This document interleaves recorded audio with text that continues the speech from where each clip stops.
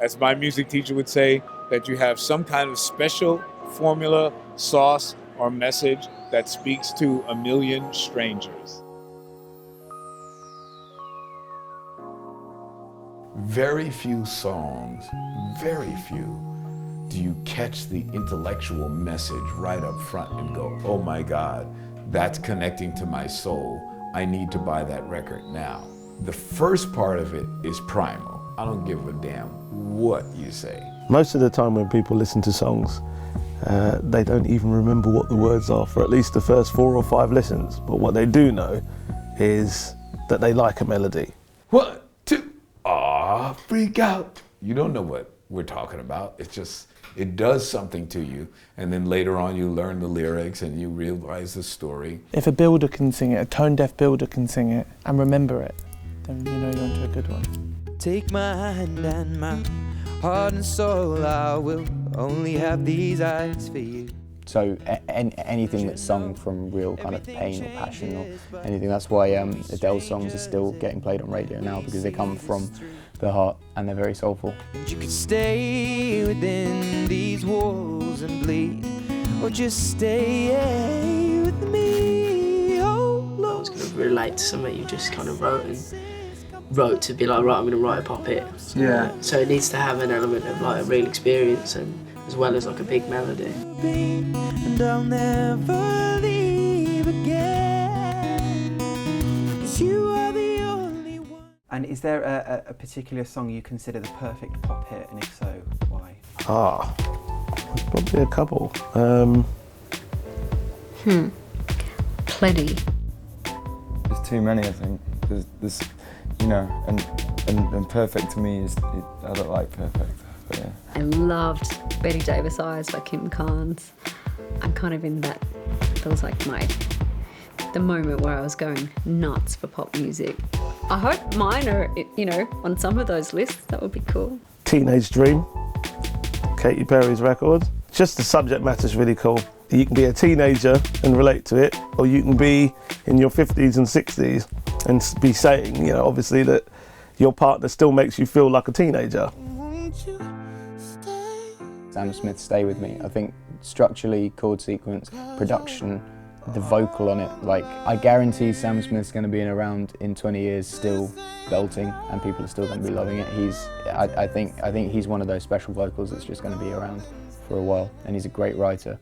My favourite pop song of all time is We Found Love by Calvin Harris. And it's partly because of the music video.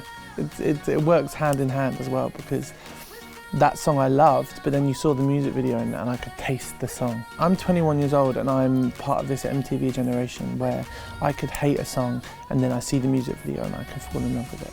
It changes everything. It's your mindset, it changes your mind. And I suppose the most recent examples are like Robin Thicke's Blurred Lines and Miley Cyrus's Wrecking Ball. They were huge videos last year, and the songs may not have been as big if it wasn't for the video. I think Robin Thicke Blurred Lines, I feel like I'm a big Robin Thicke fan, and the song's okay in my opinion, but I feel like the song was the video was more of the talking point. He knew what he was doing. He was putting topless girls in a video, so it did cause controversy, and he was putting his name, Robin Thicke, as a big, do you know what I mean? It's like, it was all viral. It was like seeds into soil for viral, basically.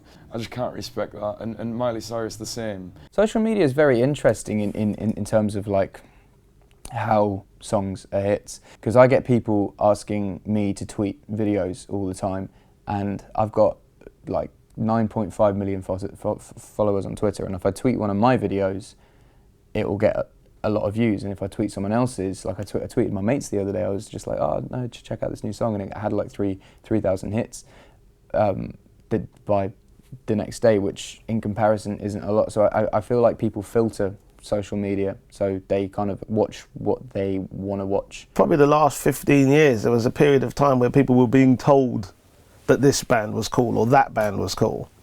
And I think that social media has enabled people to find acts who are promoting themselves online. And therefore, they get to choose again, like who the cool person is to follow. Saying that though, you think back to when the internet wasn't there, and you think maybe number ones meant more, and they were better songs because you didn't have the internet, and it was physically being passed along. I think there are a lot of other places where young people consume their music now. Like I think something like 83% of people get their music from YouTube. But I know that radio is also still very, very high on the list. It's over half of 15-24s in this country get their new music from radio, which is why we've still got a very important part to play. That radio is what is those earworms gets in people. It's like not brainwashing, but it's what you hear all the time. It's not everything, but I think it's still one of the most vital keys, absolutely. Do you think there is a formula when it comes to making a guaranteed pop hit? Probably fail if you start using formulas, because we're in a world, everyone likes everything new right now. No one knows what the secret is, or we'd all be doing it. We wouldn't struggle so much, and the joy and magic of, you know, hearing that song on the radio, whoever's song it is, you hear something and you're changed because you want to hear it again, or it means something to you, or you're in tears, or you're ecstatic, or you're, you know, wrecked in a club somewhere, or whatever it is. I think there's the key ingredients, but what the secret is, who knows? It's a very interesting challenge that we have, because music has always basically been free. You listen to it and listen to it and listen to it and go, oh, today I'll pay. But yesterday I listened to it free. And last week I listened to it free. And one day I decided that it got under my skin enough where I wanted to make that spiritual transaction so I can have convenience. That's all you're paying for, is the convenience of having it on demand.